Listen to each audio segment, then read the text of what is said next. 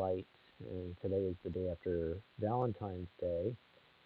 I hope you had a good Valentine's Day. I had two Valentine's Day. I went out to dinner Sunday night with my wife, and then my kids made a special dinner for us last night. A little bit too much on the special meals because the calorie load, I'm feeling it today. And if I seem a little bit kind of, it's because I've got a headache going on. But I wanted to cover something that, I've been thinking about for quite some time.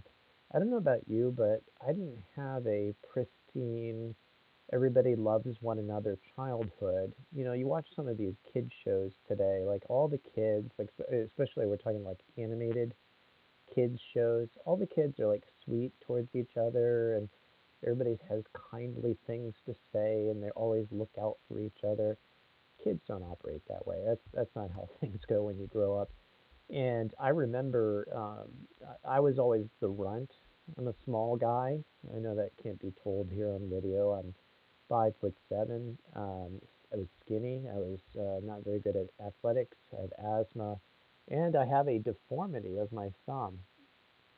That's the literal size difference. And I bring that up just because, like, one of the things I had this bully in my life when I was in seventh and eighth grade who routinely decided to pick on me and my thumb. And he was a lot bigger than me, and so I just endured it. When I grew up, there was an expression, and I don't know if it's really used anymore. It's called "sticks and stones will break my bones, but names will never hurt me." And frankly, I look back at some of those times in my life, and I'm thankful for some of the ribbing I got, some of the difficult challenges I had related to people saying mean things, um, spiteful things sometimes in my life because it helped bring me to the point where I'm at now. In fact, it had a part to play in my coming to Christ because I realized, despite, let's say, being victimized, for lack of a better word, by these things, I had a problem with forgiving these people for a long time, and it was one of those things that the Lord used to get my attention that I had an unforgiving spirit. And so the reason I bring that up is because we've really gone well beyond, as a society, our ability to utilize that statement sticks and stones will break my bones, but names will never hurt me. Take, for example, the recent Joe Rogan situation that's going on with Spotify and all of that. And of course, first thing that they went after Joe Rogan about was he dared to have dissenting voices on his podcast related to how to approach this whole COVID thing. And then a number of clips strung together of him using the N word, and you know which N word I'm talking about, were put together, and that video was played, and that's further driven public sentiment that, oh, he's such a terrible racist and awful guy. Um, little did they really pay attention to the fact that they were taking the fact that he was using the N word in context of quoting other people. He wasn't, calling people the N word himself. He was saying, this is what so and so said. Now, was it prudent of him to say that word? Well, we can argue whether that's true or not. But just because somebody uses that word doesn't mean that they mean it for ill intent. I remember one time one of my daughters, who's extremely sweet and conscientious and careful about what she says, and I've never heard a bad word uttered from her. One day she asked me something, she was quoting something, and she said, um, what do you think about this? And she quoted this and it included the F word, and she just said it. And I'm like, I was just surprised she said it. And she said, do you think it was wrong that I told you that? I said, no, no. I said, you're trying to tell me the context. Now I understand. Don't be upset about that. But it just surprised me that she had said it, but I understood from the broader context of what she was saying. She didn't mean to use that word to express like an opinion of hers or a sentiment of her feelings or whatever. She didn't mean it in a degrading way at all. She was just asking a question about the context of that saying. And She knew it was a bad word. She just anyway.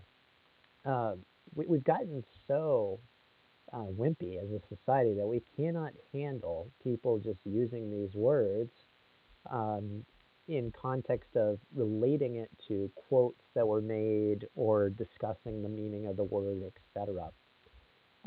Justin Trudeau, you may have followed this a little bit.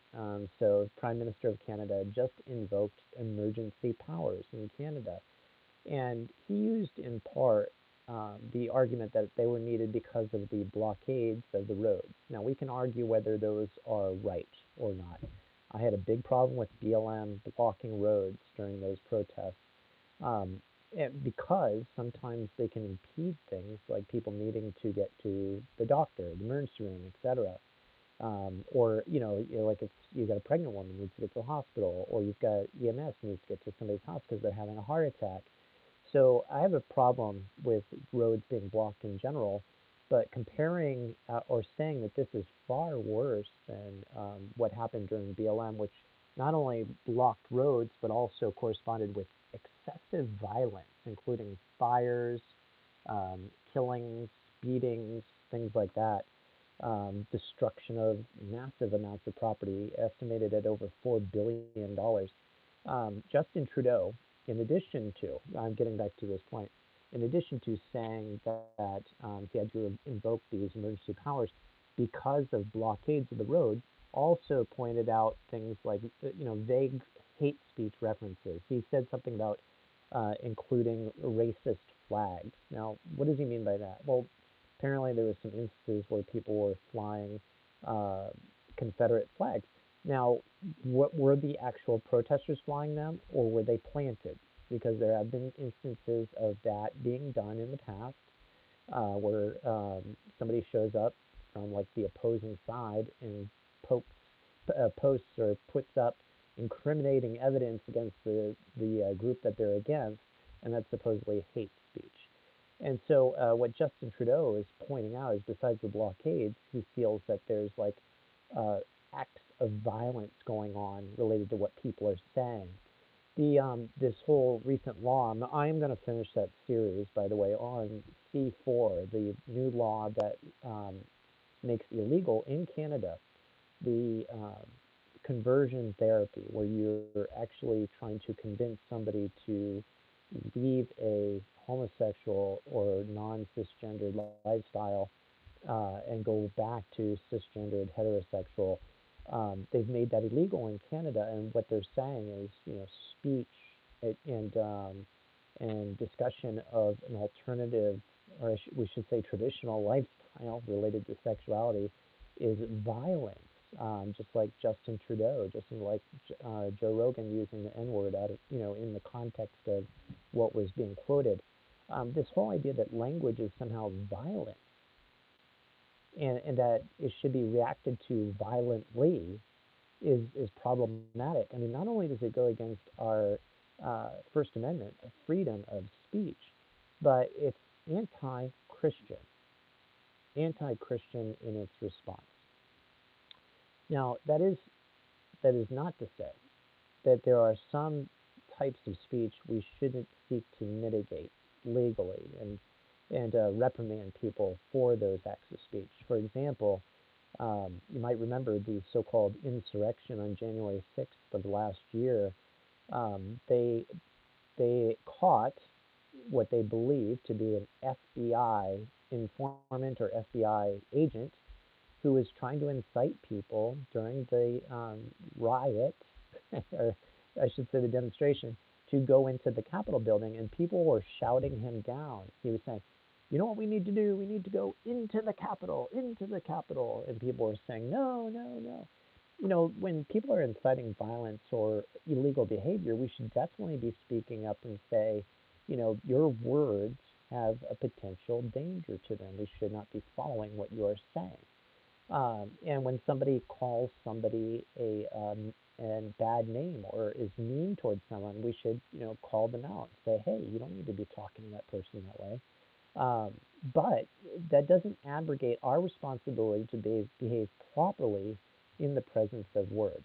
There's a difference between somebody coming up to me and saying something really mean spirited to my face, and then somebody coming up to me and punching me in the face.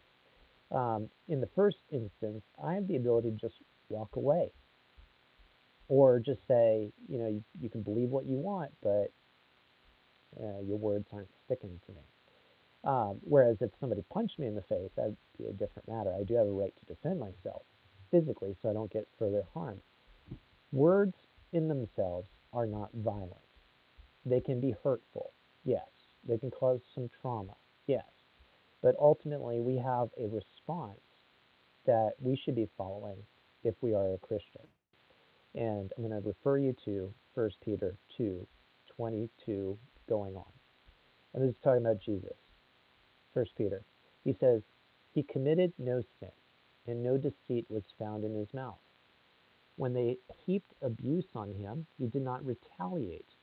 When he suffered, he made no threats, but entrusted himself to him who judges justly. He himself bore our sins in his body on the tree, so that we might die to sin and live in righteousness. By your stripes you are by his stripes you are healed." So, what happened to Jesus? He was mocked, he was beaten, he was spit upon, he was called all sorts of things, all bad, bad names. He was blasphemed. If he's God in the flesh, he was blasphemed to his face. And what did he say in response? "Father, forgive them, for they know not what they do." That should be the response we have. So, words, flags, statements, they should roll off of us like water, because if we have the Spirit in us, provided by Jesus Christ, if we're given the power of God through the Holy Spirit, through our relationship with Christ, we should be calling out to the Father and saying, "Help me, Father, not to return evil words for evil words," and just let it go. Because you know what? If you get offended by every single thing that anybody says, you're going to be the most miserable person in this world. Absolutely, devastatingly miserable as a human being. And nobody's going to want to spend time with you. Um, there's a, I got to tell you this real quick. So, the American Physical Therapy Association, that would have been a good place to wrap up right there, but I got to talk about this. The American Physical Therapy Association, I'm a PT. They just posted a video last week or the week before about microaggressions. Microaggressions, where you say like little insensitive things here and there, and we're supposed to educate people if they microaggress. It's just like seeing somebody that has like a little bit of an accent, and maybe has a little bit darker skin tone, and you say, "Oh, where are you from?" That's a microaggression.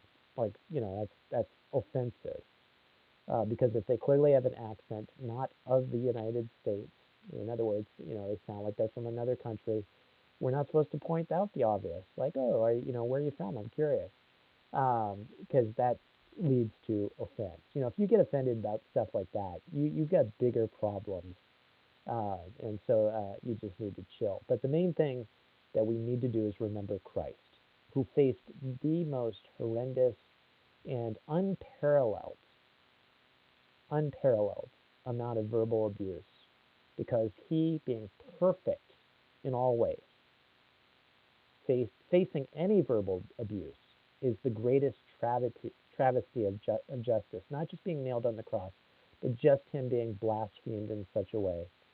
If he could bear that and turn around and say, "Father, forgive them, for they know not what they do," shouldn't we also be able to do that?